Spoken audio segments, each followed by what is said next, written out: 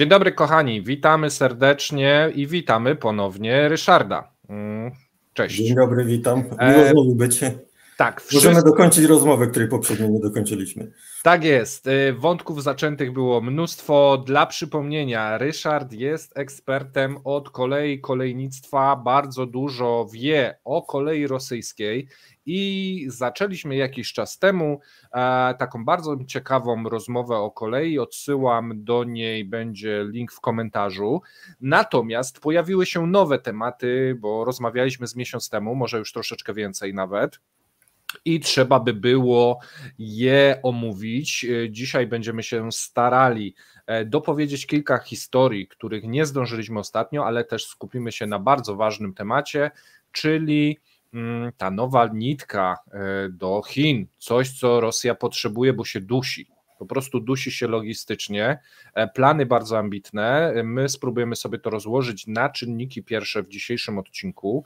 Ja tylko zapraszam wszystkich do komentowania, subskrybowania i zadawania pytań Ryszardowi, gdyż przygotował kilka odpowiedzi do poprzedniego filmu, więc niektórzy z Was może się doczekają właśnie odpowiedzi na wizji.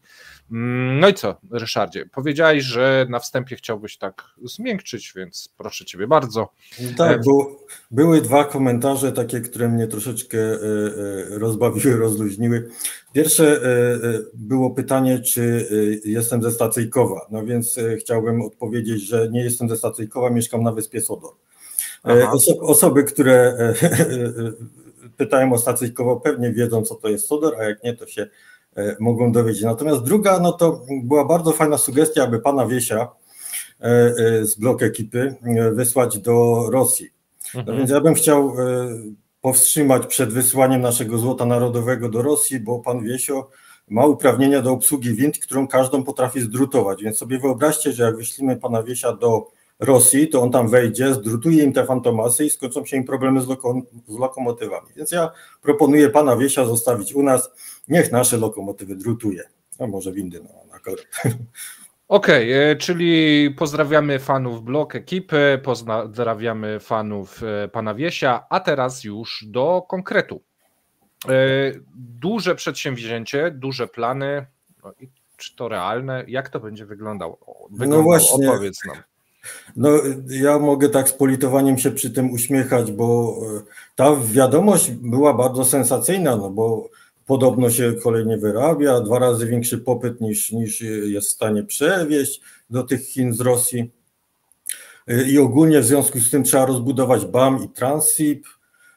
No i najbardziej na tym ucierpiał węgiel z Kazubasu. No więc to są w zasadzie tak jakby 3 osobne wiadomości połączone razem. Po pierwsze Transip i BAM to nie tylko u nas, ale również w Rosji to są po prostu takie linie kultowe, jak się powie coś Transip, BAM, to od razu wszyscy wiedzą o co chodzi. A natomiast ujmując sobie... Czy mógłbyś w 2 zdaniach powiedzieć, co dla widzów, którzy nie wiedzą? Właśnie chcę to rozszerzyć, bo pod kryptonimem Transip się kryje magistrala transsyberyjska, co w takim ogólnym ujęciu mówi o linii kolejowej z Moskwy do Władywostoku. Czyli cały poziom Rosji dokładnie. przebiega. Więc jak się powie cokolwiek dotyczącego Transsibu, no to od razu wszyscy się z tym mogą utożsamić, nieważne w którym miejscu w Rosji są. Okej, czy wiesz mniej więcej jak długa jest ta... Tak, no właśnie chcę to dokończyć, bo ta linia sama w sobie jest co najmniej prawie 10 000 kilometrów. Do tego BAM to jest odnoga od Transsibu, która dochodzi trochę na północ od Władywostoku do Waninu, o którym mówiliśmy ostatnio. I ta linia kolejowa sama w sobie ma prawie 5000 kilometrów. Czyli jak to zsumujemy, to mamy 2 linie kolejowe, które mają w sumie 15 000 kilometrów. To jest linii, a nie pojedynczego toru, bo pojedynczego toru to tego wyjdzie 2, może 3 razy więcej. Okay. I to są liczby niewiele mniejsze od całej sieci kolejowej w Polsce. Więc tu sobie proszę wyobrazić, że tam zawsze dla tych 2 magistral są plany jakieś modernizacyjne, zawsze tam jakieś remonty trzeba przeprowadzić, więc ktokolwiek, jakikolwiek polityk może sobie wyskoczyć jak Filip z Konopi, powiedzieć nieważne ile zainwestuje na tę linię, to zawsze się znajdzie pokrycie w programach. a nawet jeżeli tych pieniędzy nie zainwestują, to nikt nigdy nie odkryje, czy naprawdę cośkolwiek tam zrobili, bo to jest tak Tak, bo trzeba by było, jakieś kontrole by musiały przejechać te 15 000 kilometrów, kilometr po kilometrze. Ale to tego też nawet nie zauważą, czy coś zostało zrobione, jak coś zostało zrobione. Także jeżeli słyszę o planach rozwojowych Transsibu, BAM, to one zawsze są, cały czas są. Jakkolwiek ktoś chce coś powiedzieć w miarę mądrego, no to wtedy mówi, że coś na Transsibie. No i od lat już Transsib jest rozbudowywany, BAM tak samo, w sensie Transsib miejscami zyskuje trzeci tor, BAM zyskuje drugi tor i elektryfikację, aczkolwiek to bardzo powoli jest implementowane. Natomiast, tak jak mówię, nieważne co się będzie działo, każdy polityk może sobie dowolnie wyjść, powiedzieć, że zrobimy nieważne ile, powiedzieć nieważne jak absurdalną sumę, zawsze się na to znajdzie pokrycie w jakichś planach, a nawet jak tego nie zrobią, to nikt tego nigdy nie odkryje, bo to jest tak długa linia, że nikt w zasadzie tego nie sprawdzi do końca. Więc to jest pierwsza sprawa. Druga sprawa z tym związana jest ten biedny węgiel z Kazubasu, który teraz wszyscy mówią, że ile to było tych 200 pociągów podobno, co nie wyjechały z węglem z Kazubasu. No więc z Kazubasem jest taki problem, że że w czasie dobrobytu, kiedy wszyscy jeszcze myśleli, że Putin jest poczytalny. Słuchaj, to czekaj, bo ktoś mógł nie słyszeć tej informacji i może nie wiedzieć, co to jest ten Kazubas. Czyli tu mamy takie zagłębie węglowe, tak, które jest gdzieś na północy. Ono jest w okolicach Nowosybirska. To jest tam na wschód od Nowosybirska.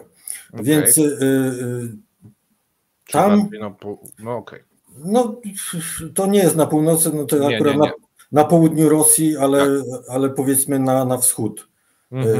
Tak, nie, bo ja coś kojarzę, że właśnie na północ jakieś pociągi, była informacja, że nie dojeżdżają. Myślałem, że to mówisz o tym.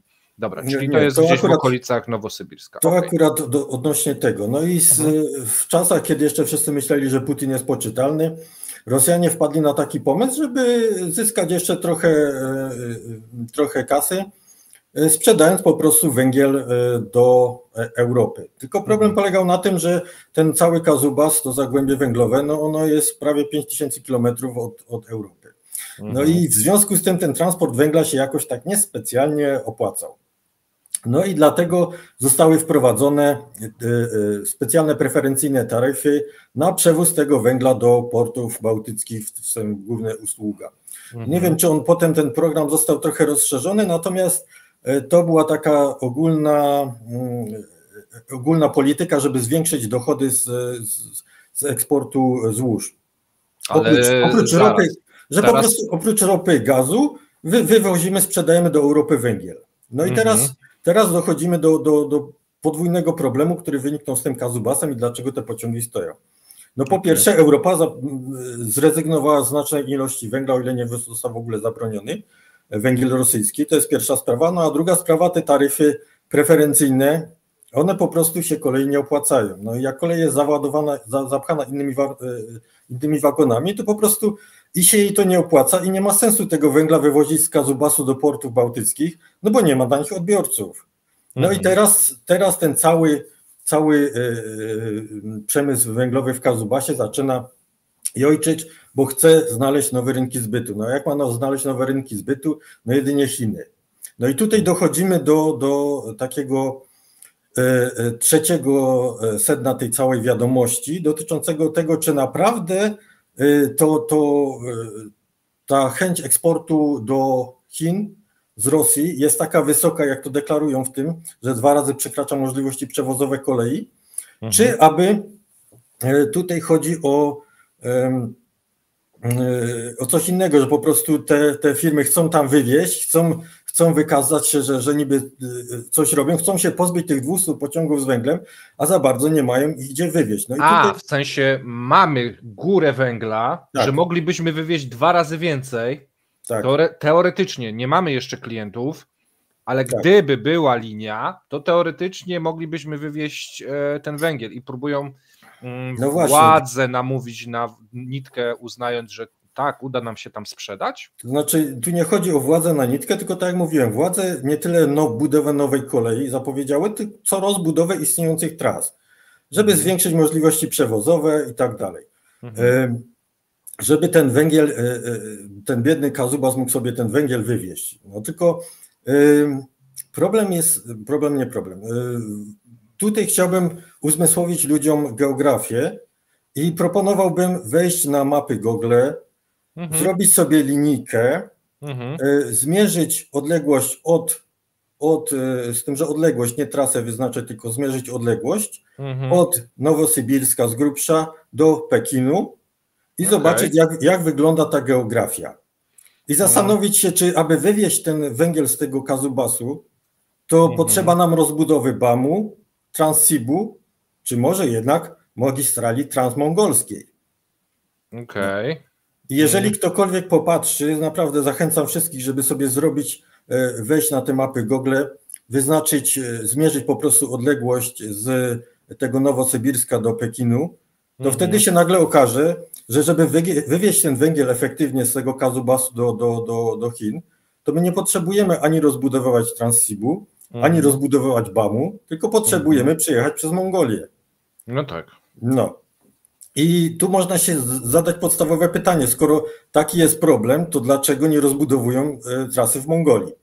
No i tu dochodzimy do kolejnych ciekawostek, bo się okazuje, że kolej w Mongolii, czy magistrala transmongolska, została ukończona, doprowadzona do Chin w 1959 roku. Ona została zbudowana w czasach, kiedy Mongolia nigdy nie była w Związku Radzieckim, ale była bardzo zbliżona i mało brakowało, aby może została z kolejnych republik. Natomiast Mongolia zawsze formalnie była niezależna, natomiast kolej zbudowana tam w czasie, w którym Rosja miała olbrzymie wpływy, została ta kolej zbudowana w sowieckich standardach i ona istnieje i funkcjonuje po dziś dzień. Ja tylko dorzucę, do Pekinu w linii prostej jest 3000 km, bo właśnie to zrobiłem. No i przecinasz tak jakby, wiesz, na pół Mongolię. Dokładnie tak, jakby transmongolską pojechać. No. I tu się kolejne ciekawostki ujawniają, bo w kolei transmongolskiej połowę udziałów mają koleje rosyjskie. Więc kolejne pytanie, dlaczego tam nie zainwestują, skoro potrzebują wywieźć węgiel z Kazubasu do Chin? Więc może w tych Chinach nie ma. Może to inwestycje będą w mongolską kolej. Putin zapowiedział te 40 miliardów może. Tylko nie zapowiedział dla kolei transmongolskiej, po pierwsze, po drugie kolej transmongolska jest w Mongolii, a nie w Rosji. Więc Putin sobie, to znaczy tam wszystko wygląda na to, że po prostu Rosjanie wysysają z Mongolii pieniądze, a nie ładują tam pieniądze w rozwój.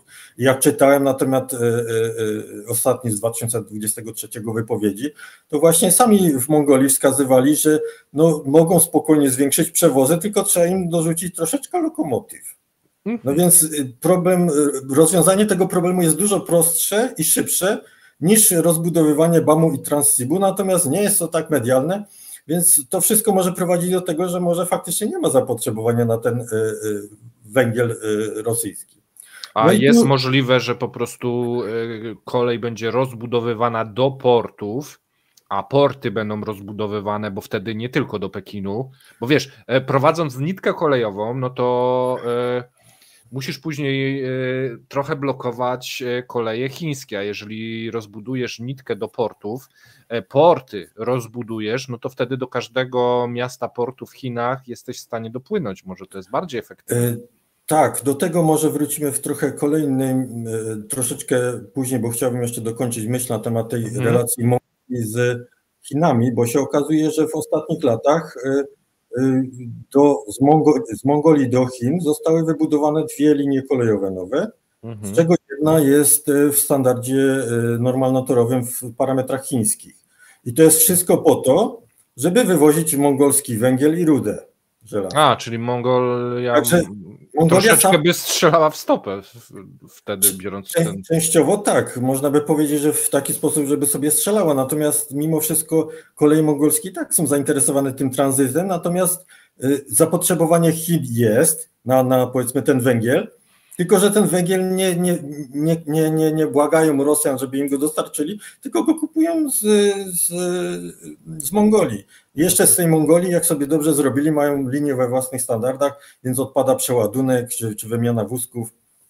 Jest to super świetna sprawa. Natomiast faktycznie wracając do tej kwestii przewiezienia do portów, to jest taka opcja, natomiast teraz proponuję znowu sobie wrócić do pomiarów i nagle się okaże, że jeżeli chcemy wywieźć ten węgiel z Kazubasu do portu we Władywostoku powiedzmy, to mamy 5000 kilometrów już po samej Rosji. Potem przeładowujemy go na statek, płyniemy do Chin, do jakiegoś portu, tam go przeładowujemy i znowu wywozimy. No tak. I to tak nie do końca jest bezsensowne czy nierealne, tylko po prostu by na pewno wybiło olbrzymie koszty. Jak możemy w 3000 kilometrów zamiast 5 plus kolejne 2000 plus jeszcze 100, to mimo wszystko wyszłoby to bardziej efektywnie dostosować się do transportu po lądzie niż przewozić statkiem. Natomiast jest taka faktycznie sprawa, bo to też w Chinach czytałem na temat linii towarowej, która przewoziła węgiel chiński z wewnątrz kraju do portów na wybrzeżu. To była linia specjalnie dostosowana do przewozu do ciężkich ładunków, tak zwane z angielskiego heavy haul, czyli ciężki transport. To są linie specjalnie dostosowane do dużych nacisków osiowych, potrafiące przewozić efektywnie duże ilości węgla. No i przewozili to z wnętrza Chin do portów morskich, żeby tam przeładowywać na statki i tymi statkami podwozić do poszczególnych regionów, bo w Chinach to jest taka dosyć śmieszna sprawa, że podobno w Chinach są bardzo wysokie stawki za stawki kolejowe za transport. No ze względu pewnie na problemy, złożoność logistyczną pewnie, no trzeba jednak bardzo dużo przewozić, nie? Tutaj ciężko to wytłumaczyć, dlaczego akurat nie tak jest. Może to jeszcze w kwestii kontenerów też do tego dojdziemy, bo kontenery do Europy były dotowane i w związku z tym transport konteneru z Chin do Europy był tańszy niż transport między poszczególnymi prowincjami w Chinach tego samego kontenera, więc to są takie śmieszne niuanse. Więc fizycznie, realnie, żeby się wpisać w chiński sposób transportu, faktycznie może być sensowne przewiezienie węgla do portów we Władywostoku, przewiezienie go potem statkiem do portów chińskich i tak wyładowania. Tylko węgiel jest po prostu bardzo ciężki i wszelakie możliwości przeładunkowe są problematyczne, więc mimo wszystko uważam, że dużo efektywniej byłoby im na tą magistralę transmongolską się wpakować, zaoszczędzić te kilka tysięcy kilometrów i kosztowo by się im to spięło. Ale może to powód węgla to jest jedna z części powodów.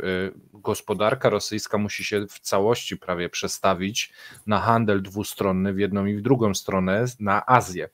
Więc rozwój do portów i rozwój portów, to porty i ta linia transsyberyjska będą, dostarczać nie tylko węgiel, będzie tam jechało w jedną i w drugą stronę kontenery, sprzęt, wszystko, nie? Więc to jest jedna inwestycja, a wiele będzie towarów wwiezione, nie?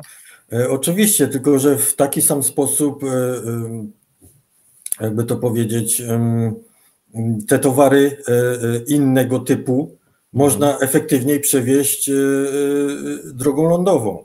Też Mongolię. No nie tylko Mongolią, bo tutaj proponuję inny pomiar sobie zrobić, zaznaczyć powiedzmy, kanton zaznaczmy sobie w Chinach i wyznaczmy drugi punkt Moskwę albo Warszawę. I tutaj jak się na to popatrzy, to nagle się okaże, że najkrótsza, najszybsza droga między Chinami a czy to centralną Rosją, tam gdzie jest ten cały przemysł, z którego by ewentualnie jakiś eksport miał iść, czy też Europą, wiedzie przez Kazachstan.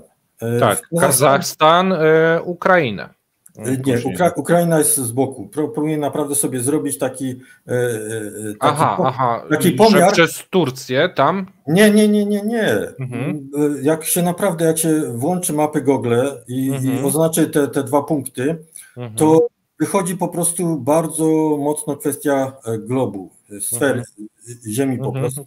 Tak, tak, jest półokrągłe takie się robi. Dokładnie, że trasy na południe są zazwyczaj dłuższe niż te, co są na północ. No i jak się wyznaczy taką linię prostą, znaczy prostą, tą najkrótszą trasę z lotu ptaka, to ona prowadzi przez Kazachstan, przez centralną Rosję i potem Białoruś i ładnie wpada do Polski.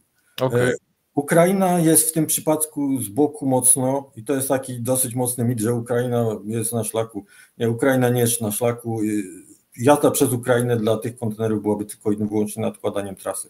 Już nawet efektywniej byłoby wjechać do Bałtów i skorzystać z aktualnie budowanej normalnotorowej Rail Baltica. I to byłoby bardziej efektywne. Natomiast chodzi o coś innego, że w tym przypadku najkrótsza trasa i najbardziej efektywna, żeby z Chin przewieźć coś do Europy, prowadzi przez Kazachstan i omija czy to transmongolską, czy ogólnie całą tą magistralę transsyberyjską, a BAM to już w ogóle nawet nie wącha. Okay. I w tym przypadku te wszystkie, znaczy nie wszystkie, ale przeważająca większość kontenerów właśnie jedzie przez Kazachstan, bo to jest najkrótsza, najszybsza trasa. W 1990... W sumie jak sobie przedłużam do Berlina, czy do Paryża, czy nawet do Madrytu, to zawsze leci prawie przez Białoruś, tak, Kazachstan i Białoruś w tym momencie. Idealnie, Kazachstan, Rosja, Białoruś, to jest idealnie, więc jeżeli... No i Polska. Tak, i wracając do tych transportów, no to kontenery jadą w przeważającej większości właśnie przez Kazachstan, jest przejście graniczne w Kazachstanie, dostyk i to przejście otwarli dopiero w 1990 roku, natomiast ono już od momentu wybudowania cały czas było zapchane, są kolejne programy rozbudowy realizowane, żeby zwiększyć możliwości przeładunkowe w tym dostyku i ono jest cały czas zapchane kontenerami. Przy czym ciekawostka jest taka, że te kontenery ładowne jadą do Europy, natomiast próżne, czyli puste, często wracają statkami. To znaczy nie chcę mówić teraz w jakim stopniu to było, między gdzieś chyba 1/3 do połowy wraca po prostu tych kontenerów statkami, bo jest taniej. Jak jest pusty kontener, to się liczy, żeby on szybko przejechał. No i tu się pojawia możliwości, i to Rosjanie też próbowali, nie tylko Polacy, Rosjanie, wszyscy próbowali znaleźć sposoby, nie tyle sposoby, co ładunki, żeby przewozić w drugą stronę tymi kontenerami. Żeby po prostu te kontenery, jak jadą koleją w jedną stronę, żeby one w drugą stronę nie wracały na pusto. I w związku z tym taryfy na przewóz z Europy do Azji były o połowę niższe niż taryfy na przewóz w drugą stronę, bo po prostu chodziło o to, żeby zapełnić kontenery. No i w tym momencie, jeżeli Rosja mówi, że ona chce wywozić chociażby jakiś high-tech do Rosji, do Chin, no to jeżeli naprawdę chcą to wywieźć, to nie potrzebują rozbudowywać ani Transsibu, ani BAM-u, tylko potrzebują wziąć i załadować to do tych kontenerów, które na pusto wracają do Chin. I to jest wszystko, co trzeba zrobić. Więc ja podejrzewam, że z tego powodu to jest takie mówienie, że o tak, wiecie, rozumiecie, natomiast w rzeczywistości to jest tylko mydlenie oczu. No bo całe relacje Rosja-Chiny, to jest po prostu, mi się z tego śmiać chce, bo ta cała przyjaźń jest między Rosją a Chinami to jest tak jak między wszystkimi pozostałymi demoludami, że wszystkie się przyjaźniły, wszystkie były braterskie i tak dalej, a na granicy było gorzej przejść niż do więzienia jakiegoś wejść. Po prostu te granice zawsze były tak mocno pilnowane, tak wszystko było blokowane. No i teraz mówi się zawsze, znaczy nie zawsze, ale w Polsce dominuje takie mniemanie, że Rosja i Chiny to są tacy bracia, że oni zawsze ze sobą współpracowali. Natomiast prawda jest taka, że Rosja za Sowietów miała Chińczyków za najgorsze śmieci. Gorzej to już tylko było być z Afryki, bo tam to można nawet zboże techniczne z robakami wysłać i jeszcze żądać podziękowania za to. Natomiast naprawdę Rosjanie, znaczy Sowieci mieli najgorsze możliwe zdanie o Chińczykach. Jako najgorszych śmieci ich zawsze traktowali i tej współpracy nigdy w zasadzie nie było. No i szczerze powiedziawszy, to dopiero w latach, 20 lat temu to się tak zaczęło zmieniać, bo Chiny zaczęły ssać technologię Zachodu i teraz to Chiny mogą faktycznie, to pogardliwe podejście Rosjan do Chińczyków jest już niezasadne, no bo Chińczycy się rozwinęli, natomiast wcześniej to faktycznie z Chin nie było czego ściągać. Dobrze, ale teraz troszeczkę odpływamy. No dobrze, bo dojdziemy zaraz do tego wszystkiego, że po prostu Chińczycy z kolei mieli własne takie wysokie mniemanie o sobie, chociaż gospodarczo byli naprawdę kiepscy i dopiero od 20 lat się jakoś zaczynają liczyć. No i tu jest taki duży dysonans między jednym i drugim krajem. I to, jak bardzo te kraje między sobą nie współgrały, nie współdziałały, jak bardzo nie było i nie ma tam żadnej przyjaźni braterskiej czy czegoś takiego, to są właśnie przejścia kolejowe. No bo proszę sobie wyobrazić, że między Rosją a Chinami są faktycznie 2 przejścia kolejowe, z czego obydwa powstały w czasie budowy pierwotnego Transsibu, czyli pierwotnej magistrali transsyberyjskiej, bo no, historia Transsibu jest bardzo taka powiązana z błędami, skrótami, niewłaściwymi decyzjami i dopiero po latach to tak zrobili, że to działa. No i pierwotny Transsib przechodził właśnie przez Chiny i stąd te przejścia graniczne z jednej i z drugiej strony są. Natomiast potem wybudowali obejście, a w Chinach przekuli tor na normalny i w związku z tym przejazdu już przez Chiny nie ma. Natomiast te 2 przejścia, jak wybudowali czas temu, tak od tego momentu ani za Sowietów nie wybudowali żadnego innego. No tak jak mówiłem, w 1959 roku przez Mongolia połączyła się z Chinami, to jest drugi punkt, no i trzeci w 1990 połączyła się koleją. Tak, koleją, tak. I trzeci w 1990 roku Kazachstan, no to już można mówić, że czy to jest to ostatni schyłek socjalizmu, no więc między Chinami i Rosją nigdy nie było współpracy, nigdy nie było wzajemnej wymiany i to odzwierciedla się w infrastrukturze, która jest dostępna. No dobrze, to teraz tak, Rosja nie ma wyboru. Biznes z Europą na wiele lat jest utracony, no i musi się przekierować jakoś na Azję. Mówisz, że nie ma tych przejść, nie ma kompatybilności, jeżeli chodzi o tory, no to wtedy też rzeczywiście porty są w miarę dobrym rozwiązaniem, to raz, a 2, ewentualna inwestycja w trasy przez Kazachstan lub Mongolię, że tak naprawdę zapowiedzi Putina o budowie nowych szlaków, 40 miliardów dolarów i nowych połączeniach do Chin, no to muszą, no nie ma innej opcji, muszą tak naprawdę być inwestycjami poza Rosją, jeżeli dobrze rozumiem.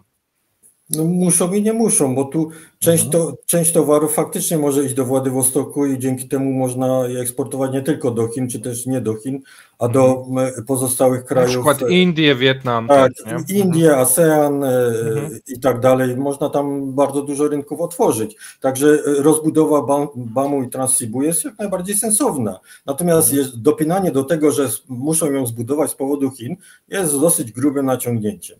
I tu jest druga sprawa, że no tak jak mówiłem, to nie tylko, to Rosja nie musi inwestować pieniędzy, czy też grubych pieniędzy, żeby zwiększyć możliwości przewozowe na magistrali transmongolskiej, tak jak mówiłem, bo wystarczyłoby dorzucić trochę lokomotyw, poprawić trochę tory, bo jest kwestia jeszcze nacisków osiowych, można je zwiększyć. Przykładowo nacisk osiowy to jest po prostu to, ile średnio wychodzi na jedną oś, czyli jedno zestaw kołowy w wagonie.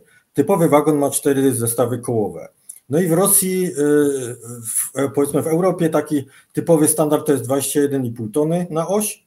W Rosji jest powiedzmy dosyć powszechnie 22,5 tony i przechodzą na 25 ton na oś. No i teraz proszę sobie policzyć, że wystarczy przejść, czy też poprawić trochę torowiska, żeby zwiększyć możliwości nacisków osiowych. Dzięki temu zamiast 22,5 tony na oś mamy 25, czyli na jeden wagon możemy 10 ton węgla chociażby przewieźć więcej, bo on się zmieści, tylko chodzi o naciski osiowe.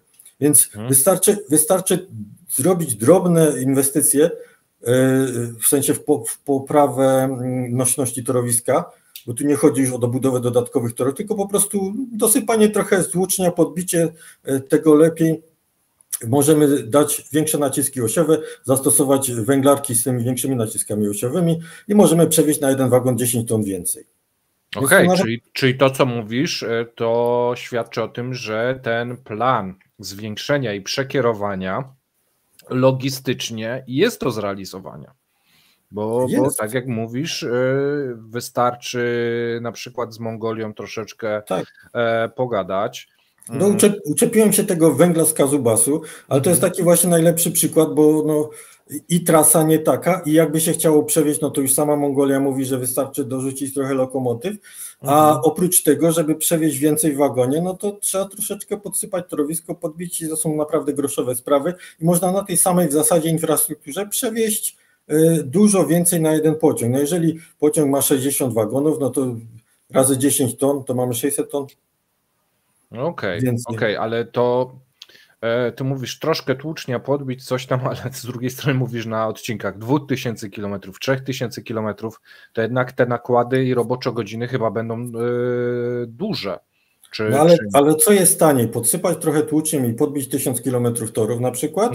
Czy wybudować drugi tor na Bamie, czyli jakieś, no nie wiem, teraz w tym którym momencie się kończy, ale powiedzmy jakieś 3000 km trzeba zbudować drugiego toru. No to co jest bardziej tańsze? Podbić trochę tłuczniem 1000 km torów, czy zbudować 3000 km od nowa, od zera? A co się lepiej sprzeda w gazecie? A no dlatego mówię, że ta cała informacja się rozchodzi o to, że nieważne co się powie dotyczącego Transsibu i BAM-u, to wszyscy to kupią i będą uważać, że to jest genialna, super wiedza, super informacja i nikt się nie będzie mógł niczego doczepić, nawet jak tego nie zrealizują. Okej. Myślę, że ten wątek mamy wyczerpany. Chyba że chcesz jeszcze coś dopowiedzieć. Nie, dalej, możemy już dalej.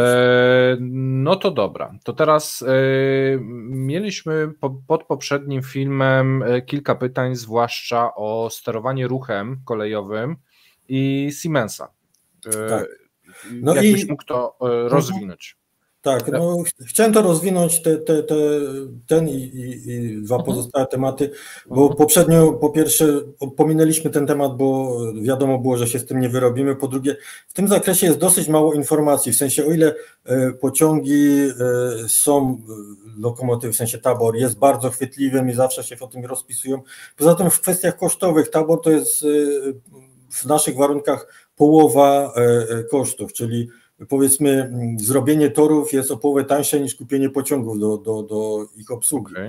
I stąd tabor zawsze przyciąga dużo większą uwagę, natomiast te urządzenia torowe są dosyć mało znane, opisywane. No i dochodzi też kwestia tego, że w Rosji nie ma jako takiego, w sensie w Rosji we własnych ramach robią inwestycje. W sensie u nas można wszystko śledzić, bo są zamówienia publiczne, w ramach zamówienia publicznego wiadomo kto komu co zlecił, potem tam jeszcze nawet się wszyscy chwalą, kto komu co dostarczył. Natomiast w Rosji to jest wszystko tak w szemranych warunkach rozgrywane, że po prostu tam się nikt nie chwali, co robi, gdzie robi, kiedy jaki kontrakt dostaje i można tylko po jakichś drobnostkach tego znaleźć. No i z tym Siemensem w Rosji, w sensie w sterowaniu ruchem kolejowym, jest dosyć mało informacji na ten temat, żeby wyciągnąć jakieś dalekosiężne wnioski, w sensie jak bardzo to im może pokrzyżować plany. Jedyny taki faktyczny punkt, którego można by się uczepić i domniemywać, że Rosja będzie miała naprawdę olbrzymi problem za stosunkowo niedługo, to jest to, że w ramach budowy portu Ustługa, ci co nie wiedzą, to port Ustługa to jest niedaleko Sankt Petersburga. Jeden z dwóch takich chyba większych na Bałtyk, nie? To jest największy na Bałtyk, to jest port, który został wybudowany, żeby zastąpił wszystkie dotychczasowe porty, które były w krajach bałtyckich. Czyli Litwa, Łotwa, Estonia, tam od Kłajpedy no mniejsza o to. I ten port w związku z tym, on ma olbrzymie znaczenie i został naprawdę bardzo ładnie zbudowany, rozbudowany, to jest naprawdę port na poziom tak XXI wieku. Jest wszystko naprawdę zrobione bardzo ładnie. I tam infrastrukturę do zarządzania tym portem, tam nawet są lokomotywy manewrowe sterowane zdalnie. Co to znaczy? Że radiowo po prostu, że w trakcie manewrów podpina się, czy powiedzmy maszynista podjeżdża taką lokomotywą pod skład, podpina ją, po czym wychodzi na przykład, powiedzmy, podpina pod wagony towarowe, przepycha je pod górkę rozrządową, po czym wychodzi sobie z pociągu na górkę rozrządową i z tej górki rozrządowej na przykład już zdalnie on sobie stoi obok pociągu, a ten pociąg spuszcza. Pociąg, lokomotywa pcha wagony na górkę, no i tam jest system tak zautomatyzowany, że po prostu w komputerze są zapisane dane poszczególnych wagonów, gdzie mają trafić, na jaki tor. Sortowanie jest po prostu zdalne. I no, naprawdę to jest tak zaawansowana. No, jest to zaawansowana technologia. Na zachodzie się po prostu odchodzi od tego. Brzmi jak dobry cel. Z tego, co opisujesz. Tam nie trzeba nic specjalnie się wysilać, bo naprawdę jak im się tam to wykrzaczy, to tam to jest wszystko zbudowane na technologii Siemensa. Jeżeli tam stracą, znaczy się im coś rozreguluje, potracą część, nie będą mogli tego odtworzyć, to naprawdę cały praktycznie eksport, można by powiedzieć, Rosji poprzez Bałtyk może stanąć.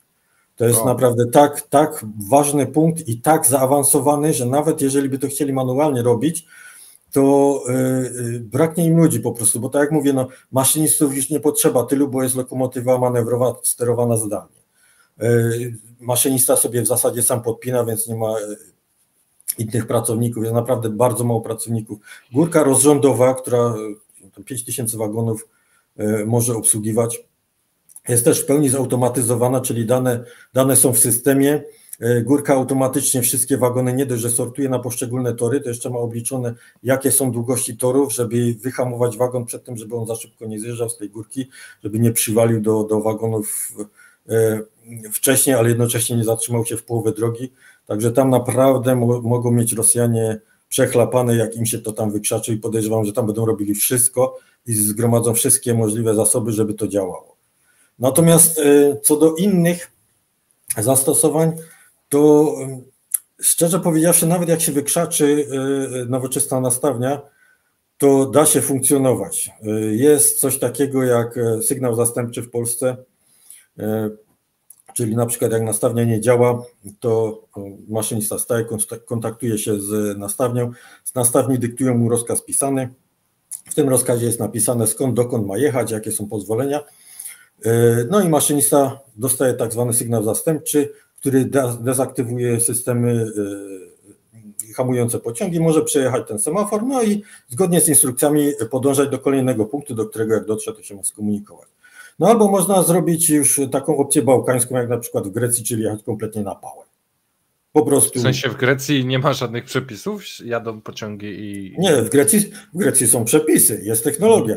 Tylko wszyscy mają, jakby to powiedzieć delikatnie mówiąc, wyrąbane na systemy bezpieczeństwa. W sensie tam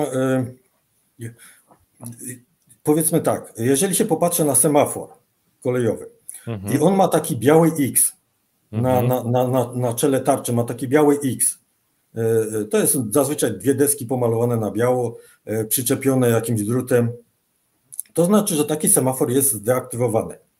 No i w Grecji można spokojnie, jadąc nawet pociągiem na 160 km na godzinę, przejechać przez kilka stacji, gdzie są właśnie semafory. I na tym, że po prostu w Grecji ciężko powiedzieć, czy to z niechlujstwa, z niechęci, bo no, ludzi mieli dosyć, bezrobocie mieli duże, żeby w ten sposób to wszystko obsadzić, że po prostu sygnalizacja i systemy zabezpieczenia działają tylko w okolicach Aten i Salonik. Natomiast pozostałe trasy to w dużej mierze jedzie właśnie pociąg na pałę i to jest w taki sposób, że po prostu nawet nie ma, znaczy są zainstalowane urządzenia, ale one są albo się zepsuły i nie miał kto je naprawić, albo nie miał kto je obsługiwać i się zepsuły, albo są wyłączone i wtedy stacje są na przykład skręcone na tak zwane klucze, że po prostu są rozjazdy zablokowane mechanicznie takim ściągiem, można by powiedzieć.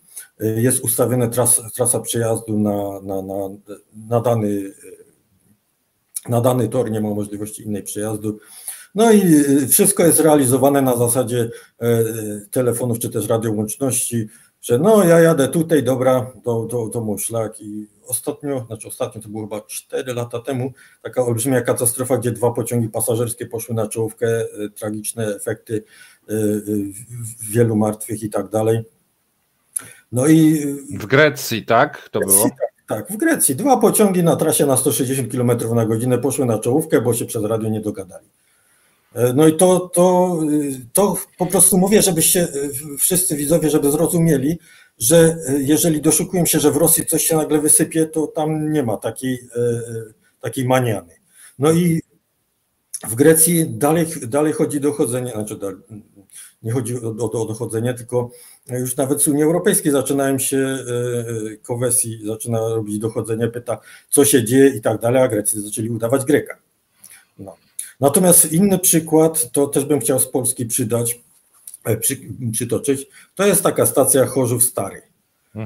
Może niewielu wie, to jest taka teoretycznie mało znacząca stacja, ale jest węzłowa. Stacja, która w latach 90. przechodziła rozbudowę, bo jak budowali nowy blok energetyczny, to zrezygnowali z transportu wąskotorówki, która zasilała wcześniej jeszcze 2 bloki, a jak trzeci już budowali, to zrobili bocznicę normalnotorową. Tam zabudowali innowacyjny, taki nowoczesny jak na tamte lata system sterowania komputerowy. No i ten system był dosyć nietypowy, dosyć indywidualny. Póki był serwis, to jakoś działał, potem jakoś tak raz działał, raz nie działał, no jakoś to naprawiali, aż się w końcu wykrzaczył. No i jak się wykrzaczył, no to co się stało? Pociągi stanęły? Nie. Wszystko zostało po prostu cofnięte do XIX wieku, czyli nastawnia w zasadzie przestała działać, w sensie nie tyle, że przestała działać, co urządzenia, które tam zostały zabudowane, przestały działać. No więc wszystko zaczęło się robić za pomocą radia, papieru i latania po poszczególnych zwrotnicach, żeby je odpowiednio poustawiać. I taki stan bez większych inwestycji, nie wiem, czy jeszcze trwa do dziś, czy niedawno został zakończony, bo aktualnie w ramach modernizacji tam wszystko zostanie zbudowane już na nowo. Natomiast z dobre 20 lat przejazd przez stację Chorzów Stary wygląda w taki sposób, że po prostu pociąg przyjeżdżał, dojeżdżał do czerwonego światła, tam się kontaktował z nastawnią, która już początkiem roku miała 1000 numery rozkazów pisanych, dostawał rozkaz, przejeżdżał przez tą stację i dalej już jechał według systemu sterowania. Także nawet jeżeli te urządzenia Siemensa przestaną działać, to nie znaczy, że pociągi staną.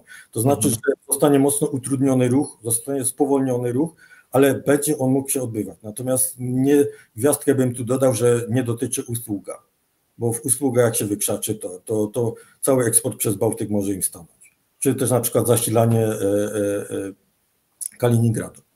Bo to stamtąd statkami się odbywa nie w całości, ale w coraz większym stopniu. Tak. Dobrze. To myślę, że jeżeli chodzi o tego Siemensa, to bardzo rozjaśniłeś nam wszystkim ten stan. Pokrótce o torowiskach, bo też było kilka pytań o torowiska. Były też właśnie pytania o torowiska i tu jest ten sam problem, co z tym systemem sterowania ruchu kolejowego.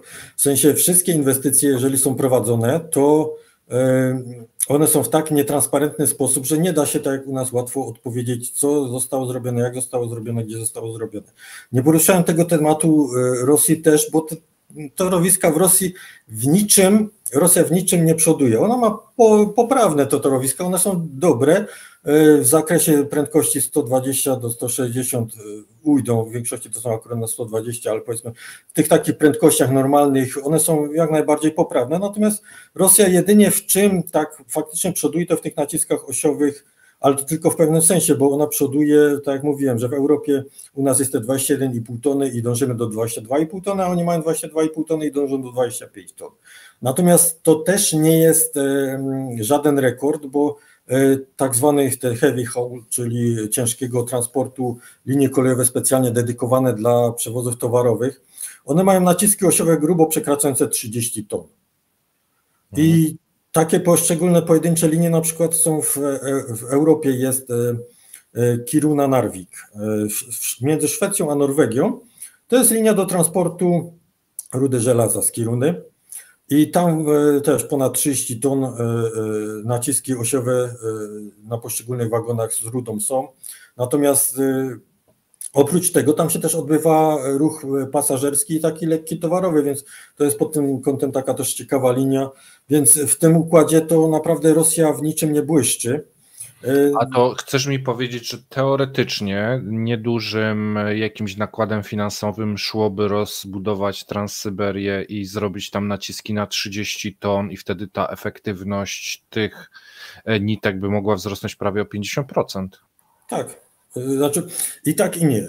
Aha, okay. Znaczy da się to zrobić i właśnie te linie ciężkiego transportu, one są dosyć globalnie dostępne, dosyć globalnie występują. Mhm. Z tym, że no, może w taki sposób, że dzięki temu zwiększeniu nacisków osiowych nie trzeba budować na przykład drugiego toru. I wiele z tych linii ciężkiego transportu jest jednotorowa. Z tego powodu, że towar nie robi mu wielkiej różnicy, jak tam kilka godzin dłużej pojedzie. Natomiast efekt skali w sensie pojedynczego torowiska jest duży, dużo oszczędności można osiągnąć w taki sposób, że można by w taki sposób rozbudować BAM, tylko to jest też trochę miecz obusieczny, bo żeby mieć duże naciski osiowe, to po pierwsze muszą być pewne transporty, w sensie trzeba być pewnym, że tam te pociągi będą jeździły, bo są wymagane szyny o zwiększonej twardości. One w sumie na wschodzie były stosowane, natomiast no też można powiedzieć, że w Polsce szyny o zwiększonej twardości były w latach chyba 90., że to jeszcze było końcówka komuny, zostały zabudowane nie na Dodżance, na magistrali z portów w Gdańsku do Górnego Śląska. To było przystosowane pod transport właśnie ciężki węgla. No i problem polega na tym, że o ile jeżdżą pociągi ciężkie, to one te szyny ścierają i te szyny się ładnie mają ładną, długą żywotność. Natomiast jeżeli po tych pociągach, i to się stało w Polsce, po tych szynach, przestaną jeździć te ciężkie pociągi, a zaczną jeździć lekkie, czy też zaczną przeważać lekkie, a te ciężkie przestaną jeździć, to te szyny przestaną być ścierane i one, jeżeli nie będą szlifowane w dosyć takim wymagającym reżimie, one po prostu w przyspieszonym tempie zaczną generować uszkodzenia, pękać i tak dalej. I w Polsce się właśnie tak stało, że mieliśmy ładne torowisko zabudowane przez ciężkie przewozy węgla, po czym w wyniku małych przewozów wynikających z kryzysu gospodarczego, jaki wówczas nastał, nie było tych pociągów, szyny nie były szlifowane, bo ani nie było technologii, ani potrzeby, w przyspieszonym tempie się zużyły i było trzeba je wymieniać. I tu jest właśnie taki problem, że trzeba być pewnym po prostu, że te ciężkie pociągi będą tam jeździć i będą jeździć regularnie, żeby te szyny po prostu były cały czas równomiernie zużywane. To ja mam do ciebie kolejne pytanie, bo to jest bardzo ciekawe to, co mówisz. A teraz, jeżeli mamy na zachodzie Rosji bardzo rozbudowaną tą sieć połączeń kolejowych i mamy, wiesz, te torowiska, ale eksport do Europy spadł, a w niektórych miejscach znikł całkowicie. Czy to oznacza, że niektóre trasy w tym momencie, jeżeli jeździ się po nich mniej, mogą być szybciej podniszczone? I mogą tworzyć się problemy jakieś takie i nakłady finansowe w przyszłości? Bo ja sobie potrafię wyobrazić, że niektóre linie w tym momencie w ogóle są nieużywane albo mało używane. Tu właśnie to jest tak dosyć ciężko odpowiedzieć w tym zakresie, bo no mimo wszystko ten transport w Rosji nie stanął. Że zmienił się rodzaj transportów. Te ciężkie pociągi jeżdżą, tylko zamiast wozić węgiel, to wiozą czołgi na przykład. No, jadą w troszeczkę inną stronę. I tu jest też kwestia ta, o której mówiłem, że jeżeli się właściwie torowisko utrzymuje, w sensie tu w głównej mierze przy takich szynach utwardzanych, to chodzi właśnie o dobre szlifowanie. Szlifowanie, podbijanie, jeżeli regularnie to będą wykonywać, to te szyny spokojnie 30-50 lat podtrzymają. Natomiast jeżeli nie będą szlifowane regularnie i w odpowiednim stopniu, czy też nie będą jeździły odpowiedniej ilości pociągów, nie będą odpowiednio podbijane w odpowiednich reżimach, to one potem bardzo szybko do 5 lat mogą się naprawdę dosyć tragiczne w skutkach rzeczy odstawić. Okej. Okej. Jeszcze jedno pytanie, takie pamiętam chyba o strukturę wiekową w kolejnictwie. Ty wspomniałeś wcześniej, że Tak. tam jest zastępowalność w miarę pokoleń i że jest to takie dosyć prestiżowe stanowiska. Jak to wygląda? No właśnie do tego też bym chciał wrócić.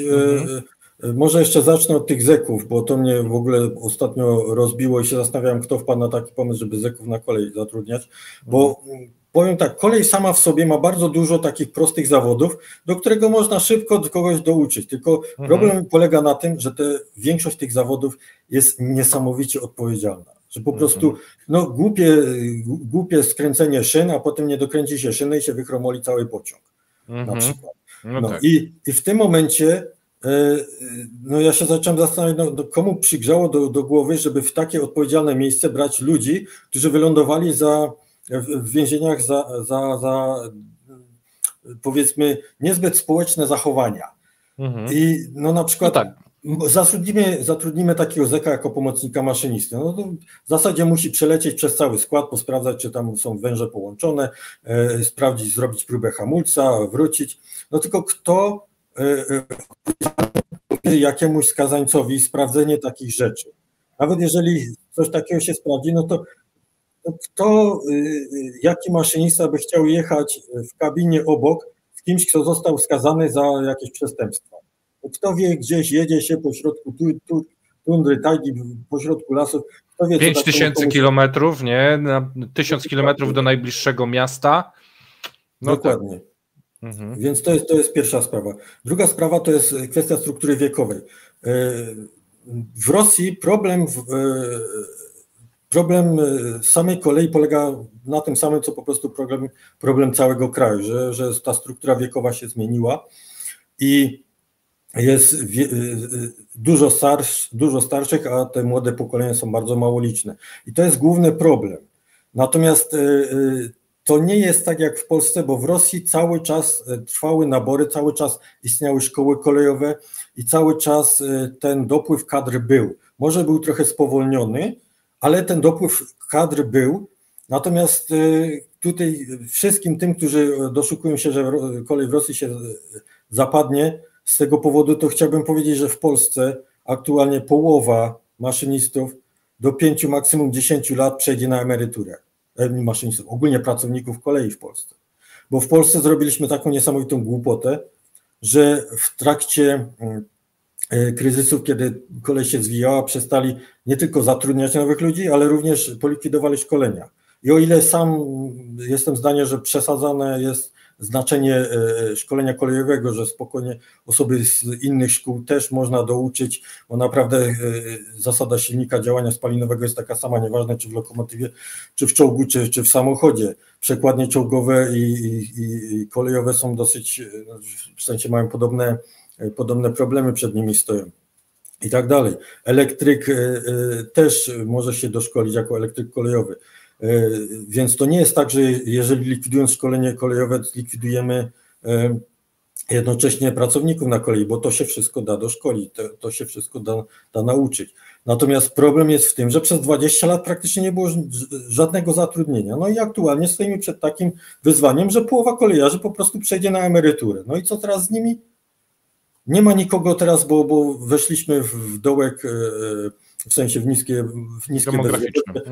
dołek demograficzny i tak dalej. No i skąd my ich będziemy brać? To znaczy możemy tak jak pozostałe kraje typu, jak oglądam różne materiały na temat kolei, to na przykład rosyjscy kolejarze są w Belgii, są w Stanach Zjednoczonych, a w Izraelu to nawet przez radio się po rosyjsku komunikują.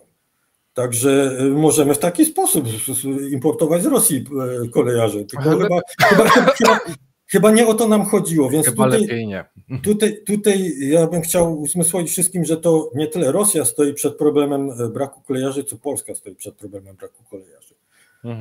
I jeszcze jest kolejna taka trzecia kwestia dotycząca prestiżowości zawodu i to, co powoduje, że ludzie chętnie przychodzą do pracować na kolei.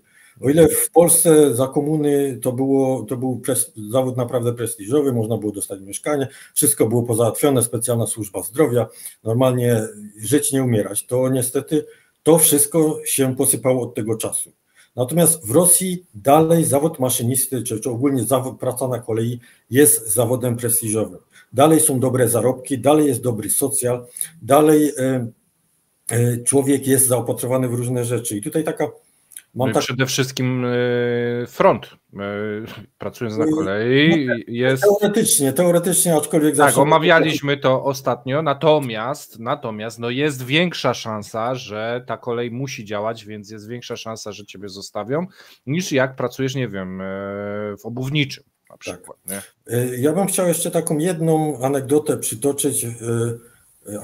No, w zasadzie oglądałem materiały na temat z rosyjskich telewizji, na temat otwarcia nowej linii kolejowej Żurawka-Milerowo. To jest taka linia kolejowa, którą tuż przed najazdem na Ukrainę, znaczy w sensie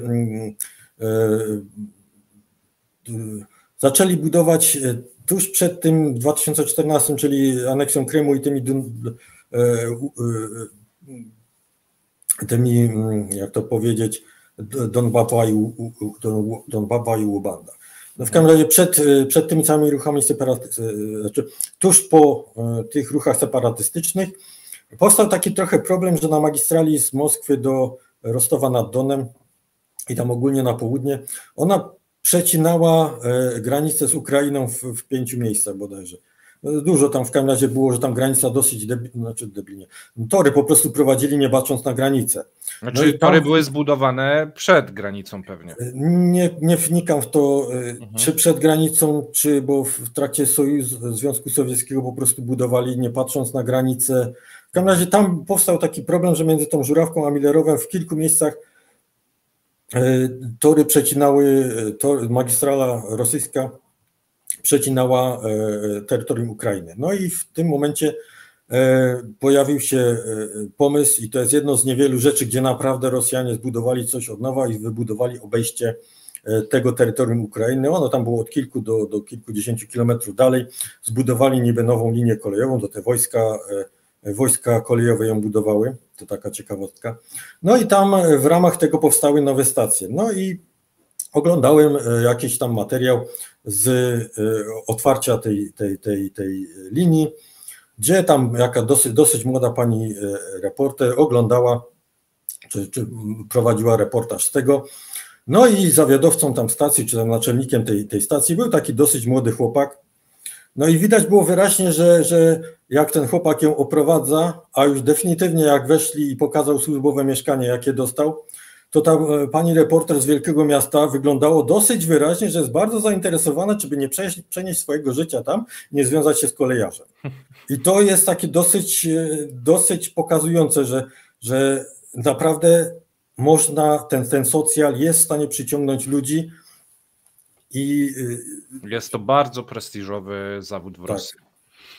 Dobra, Ryszardzie, dobija nam godzina. Myślę, że to jest idealny punkt, aby zakończyć dzisiejszy odcinek. Jak zwykle nie udało nam się dokończyć wszystkich wątków. Natomiast, drodzy widzowie, zadawajcie pytania Ryszardowi. Jeżeli będzie duże zainteresowanie, to oczywiście już teraz Ciebie, Ryszardzie, zapraszam po raz kolejny, no żebyś... Ja podejrzewam, że chyba będziemy musieli dokończyć to, co jeszcze zostało nam z pierwszego odcinka do omówienia, a tam też jest... Ryszard jest skarbnicą wiedzy po prostu o rosyjskim kolejnictwie. Myślę, że mocno zgłębimy ten temat. Wiesz, jaki nam temat został, o którym nie pomyśleliśmy, a ja pod koniec tego odcinka sobie pomyślałem? O tej nitce kolejowej, która zastępuje dostawy mostem krymskim. No, o tym możemy porozmawiać w trochę bardziej szerszym kręgu, w sensie bardziej szerszym temacie dotyczącym Ukrainy i to można by, ale to jest tak szeroki temat, że no naprawdę... Każdy temat, jaki jest... Natomiast ja bym jeszcze na zakończenie bym chciał jeszcze jedną rzecz poruszyć, bo to mnie całkowicie rozśmiesza, jak Rosjanie zapowiadają nową linię do Iranu, że doprowadzą kolej do Iranu. No więc ja bym im wszystkim chciał powiedzieć, że kolej do Iranu dotarła. Już kilka lat temu Azerbejdżan wybudował przejście graniczne i stację przeładunku w Iranie. Jest tylko jeden drobny problem. Nie ma linii kolejowej w Iranie do tego prowadzącej. Aha, Czyli Rosjanie chcą budować coś, co jest, natomiast po drugiej stronie trochę brakuje. Po drugiej stronie brakuje dosyć konkretnie, żeby do tego doprowadzić. I żeby jeszcze lepiej było, to ta druga strona wie, że musi tam doprowadzić tory, no tylko, że jakoś im tak nie składa. No i tym optymistycznym akcentem kończymy. Pamiętajcie o subskrypcjach, o lajkowaniu, o komentarzach. Jestem bardzo zainteresowany tym, co myślicie o naszym kolejnym spotkaniu z Ryszardem. Jeżeli chcecie obejrzeć pierwszy odcinek, który był również bardzo, bardzo interesujący, będzie podpięty w linku w opisie tego odcinka, a ja się z wami żegnam. Trzymajcie się, cześć.